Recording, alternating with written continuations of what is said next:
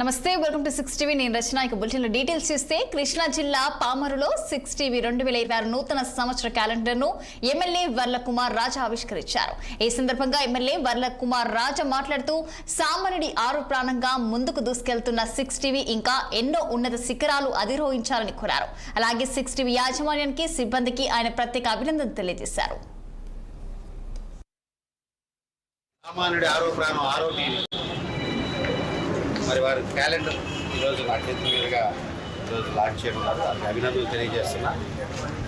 ఈరోజు 6 టీవీ మరి యాంకర్ కానీ సంబంధించిన రిపోర్టర్స్ కానీ యాజమాన్యం కానీ వాళ్ళందరూ కూడా ప్రత్యేకంగా అభినందనలు తెలియజేస్తున్నా.